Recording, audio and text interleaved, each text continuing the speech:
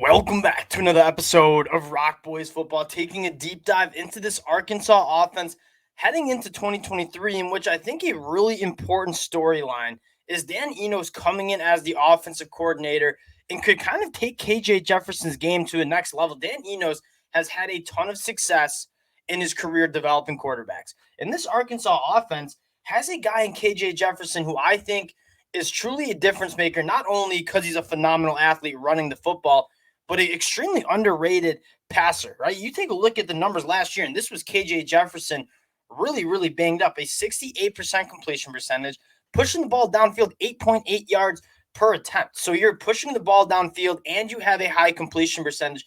KJ Jefferson, because of how good of an athlete he is, I don't think gets recognized for how good of a pocket passer he can be. And I think Dan Enos might look to utilize this a little bit more. Now, before we get into it again, just want to say thank you to you guys. It's been just an absolute blast taking deep dives into all these programs. If you guys do enjoy the content, consider subscribing to the channel. That helps the boys out in a big way.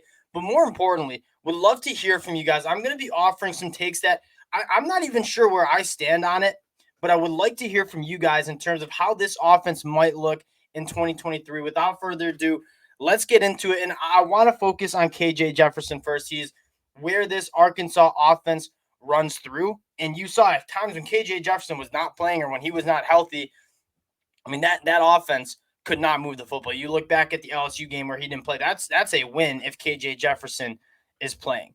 Now, what can Dan Enos do to kind of utilize KJ Jefferson a little bit? I feel like KJ's always been thought of as a guy that, I mean, his primary asset is his legs and being an athlete. We just went over the throwing numbers. KJ Jefferson has improved dramatically in terms of pushing the ball down the field. And I think Dan Enos is going to try to lean on that a little bit more in terms of, I mean, you look at some of the numbers last year, they were 123rd nationally in passing attempts. Like they did not throw the ball. And I'm not saying that Arkansas is going to deviate from the physicality in the run game. I mean, you have one of the best running backs in the country in Rocket Sanders, an elite offensive line. The identity of this program and this offense is still going to be running the football, but I would like to see Dan Enos maybe put a little bit more of the balls in KJ Jefferson's court in terms of pushing the ball downfield, finding some of those explosive plays in the passing game. And you look at the wide receiver position, it's a really interesting group that I think the national media kind of underplays because these guys are a lot of transfers from Division II, FCS, or Group of 5 level. So you have some question marks about taking that step.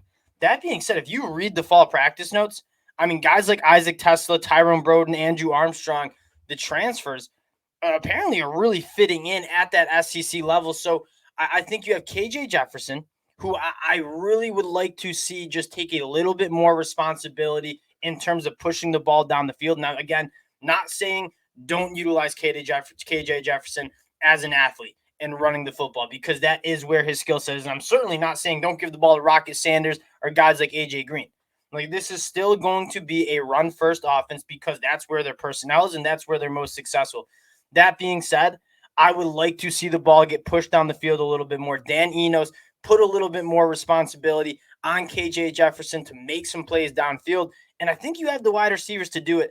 What Arkansas did in the transfer portal, which I'm a massive fan of, just kind of on a broad scope of personnel, you just bet on size and speed. At the end of the day, that football is how fast you are, how big you are, and you have wide receivers who are, I believe, all over 6 foot. And a guy like Tyrone Broden, who I believe is 6'6 plus, running a sub 4.540. Like this dude absolutely flies. Isaac Tesla, another matchup nightmare.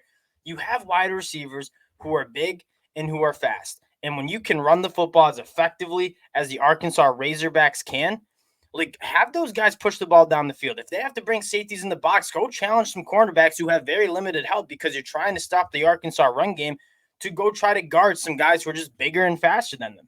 And go ask these wide receivers to make some plays. Now, not only the transfers, you're hearing really good things of this wide receiver group as a whole, right? Isaiah Satanga, Sam Mbakwe. I feel like Arkansas, although doesn't have a guy who's coming back after losing someone like Matt Landers, who's kind of their guy, I think Arkansas is really in a good spot in terms of their wide receivers because at the end of the day, it's a numbers game. And you got 6, 7 guys that you're hearing really good things about in fall camp. Some of those dudes are going to emerge. Now, the next element of this passing attack that I want to talk about is the tight ends. Dan Enos probably going to go under center a little bit more, probably going to have a little bit more 12 personnel using two tight ends. I love this Arkansas tight end room. And two guys that weren't on this program last year, right? You lose Trey Knox, who was really good. I think you might get a step up in terms of tight end play. Vicari Gums coming over from North Texas. I'm sure many Arkansas fans are familiar with him. I mean, broke all the North Texas records as a redshirt freshman last year in terms of receiving yards for tight ends in program history. And then you look at Luke Haas, who, yes, undersized, but if you guys don't follow recruiting, Luke Haas is a really, really talented tight end who you're hearing really good things about in fall camp. You have two tight ends as well that are real difference makers in the passing attack. And so you look at the overall pass catchers on the surface, it's a lot of new faces. It's a lot of lack of returning production. I get the concerns. That being said, the numbers game and what you're hearing from fall camp from these guys, I think it's going to be a good group. Now, I say all this about the passing attack. I don't want to ignore what this Arkansas rushing attack will be when you have someone like KJ Jefferson, who essentially is just can be another running back. And again, that's the narrative that I'm trying to break is KJ Jefferson can push the ball down the field, but he also is extremely dynamic in terms of running the football. Maybe you're trying to run him a little less to keep him healthy. You have Rocket Sanders, who is going. I mean, we talked about Trey Benson the other day. I think Rocket Sanders is certainly in the conversation, if not the number one running back in the country. Expect a heavy dose of him. You have a phenomenal offensive line. One of the great things about having Sam Pittman as your head coach is you're never going to have a problem with your offensive line, especially on the inside, right? Bo Limmer, Brady Latham, Josh Braun coming over in the portal. That's a really good group on the inside. They're going to be able to run the football. What I'm saying is I know you can run the football. And part of running the football so effectively, I think a lot of teams do, is to open up the passing game a little bit. And I'd like to see Arkansas lean on that a little bit more. When teams have to respect the run game and put 8 guys in the box just to stop someone like Rocket Sanders behind a massive offensive line, that's when I think you should attack some explosive plays. And that's where I wish they leaned on KJ Jefferson just a little bit more. Now, Dan Enos coming in, and this isn't necessarily a knock on Kendall Browse. I think he's a really good offensive coordinator. But Dan Enos coming in, he is a quarterback-minded offensive coordinator. He's a quarterback whisperer, a lot of people would say. I would hope that he's going to look at someone like KJ Jefferson, who I really do think is one of the more underrated passers in the country, and say, we're going to put a little bit more responsibility on you to hurt defenses when they try to load the box and stop the run. And if Arkansas can do that, I mean, you're talking about a top 30 team in points per game last year, top 20 in yards per game.